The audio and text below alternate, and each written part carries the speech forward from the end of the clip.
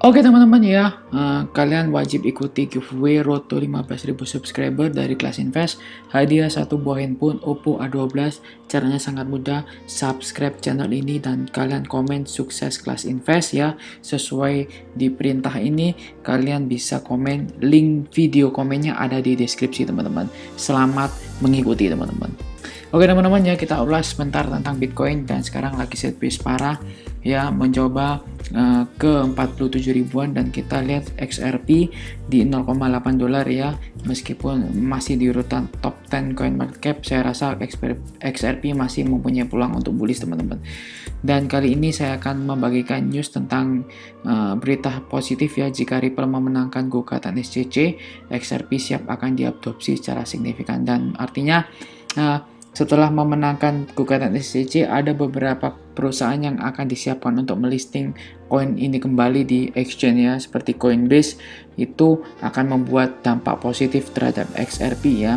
Menurut laporan riset ekuitas Amerika JP Morgan ya, ini menempatkan XRP dalam sorotan ya terhadap kasus SEC yang menyatakan bahwa aset digital ini siap akan diadopsi secara signifikan. Itu indikasi bahwa memang XRP sudah direncanakan untuk menang teman-temannya. Ini time atau masalah waktu saja teman-teman. Dan kalian bisa lihat ada beberapa adopsi kan kalian bisa lihat ada beberapa adopsi yang siap untuk dilakukan XRP ya setelah memenangkan SEC, yaitu pertama adalah XRP akan menggantikan SWIFT ya teman-teman ya. Transfer uang selama ini ya dilakukan secara tradisional yang dilakukan oleh SWIFT system ya, dan ini mempunyai biaya transaksi yang mahal dan memakan waktu 5 hari dalam waktu transfer ya antara bank dan antar negara ya. Sedangkan transaksi menggunakan XRP Ripple ya itu hanya dapat diselesaikan 3-5 detik saja. Ini sangat cepat sekali untuk dunia keuangan teman-teman, dan biaya transaksinya hanya 0,0001 XRP teman-teman ya. Jadi dibandingkan dengan transfer menggunakan jaringan SWIFT itu lebih mahal karena banyak bank perantara yang terlibat dan sangat membebankan biaya transfer dari dan ke penerimanya ya teman-teman ya. Selanjutnya adalah XRP versus stablecoin teman-teman. Dari dulu itu dirumorkan XRP stablecoin. No, XRP is not stablecoin, tapi XRP bisa menerbitkan stablecoin teman-teman ya. Jadi ini tidak ada kaitannya teman-teman. Selanjutnya XRP vs SEC ya. Satu hal penting yang buat kalian tahu ya, agar SEC itu memenangkan gugatan XRP itu syaratnya cuma satu teman-teman ya. Dari 4 poin atau 4 gugatan SEC, jika bisa satu saja itu terpenuhi oleh XRP, maka gugatan SEC akan dikabulkan dan Ripple akan otomatis memenangkan gugatan ini teman-teman, alias mengabulkan dan bisa memenangkan. Hanya 1 poin dari 4 gugatan teman-teman. Bisa dibuktikan XRP akan menang teman-teman. Oke, kita tetap optimis XRP akan bullish teman-teman dengan 3 use case tadi ya teman-teman ya. Oke ya, jika Ripple memenangkan gugatan lagi ya, hanya Bitcoin dan XRP yang akan aman. Artinya memang ada potensi gugatan lagi ya terhadap beberapa koin-koin altcoin lain seperti Ethereum ya. Itu membuat XRP mencetak poin tinggi daripada SEC teman-teman ya, otomatis satu langkah lebih maju teman-teman. Dan Hakim Sarah Netburn sedang melakukan tinjauan kamera ya atas dokumen yang diklaim SEC sebagai informasi istimewa untuk memutuskan apakah dokumen tersebut diserahkan kepada Ripple sebagai bagian dari penemuan fakta teman-teman. Dan John Dayton ya, pengacara Ripple berbicara mereka sudah menaungi JP Morgan ya, Morgan Stanley dan Goldman Sachs dan implikasi dari kemenangan Ripple teman-teman. Artinya orang yang bekerja sama dengan Ripple itu sudah orang-orang yang beberapa institusi terkenal seperti Morgan Stanley dan Goldman Sachs teman-teman ya. Ada cara agar kasus Ripple berakhir dan semua pihak akan menang ya.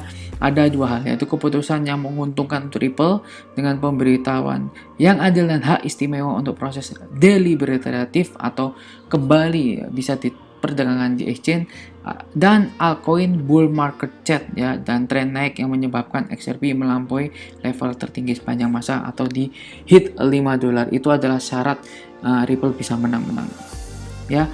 Jadi saya percaya Ripple akan lebih booming lagi ya teman-teman ya, karena memang Gensler mendapat pujian karena memang dia otomatis membantu Ripple go public dan menjadi salah satu perusahaan fintech paling berharga di dunia, menggantikan Swift. Itu tahun 2016-2018 ya, sebelum memang Gensler bergabung dengan SEC teman-teman.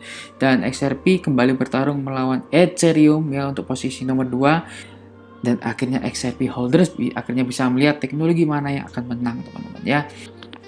Oke, untuk chart secara weekly kita tarik sebuah garis trendline, ternyata memang dia akan menembus atau breakout trendline ini ya secara weekly. Ini kita memasuki 2022, kemungkinan akan melanjutkan kenaikannya dan akan membreak up $3 di 2018 dan XRP akan tutup karena ini memang membentuk sebuah parabolik teman-teman. Dan kalau kita lihat secara weekly ya, ini chartnya XRP ini sangat bagus sekali ya, karena memang membentuk sebuah parabolik dan di sini ada cup and handle ya, potensi masih ya.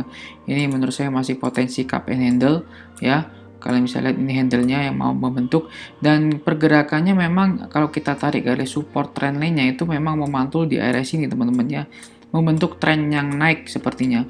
Dan menurut saya ada potensi untuk hit di $2,7 sampai $3 ya, untuk breakout di area breakout di area tahun 2018 ini ya, di $3 teman-teman.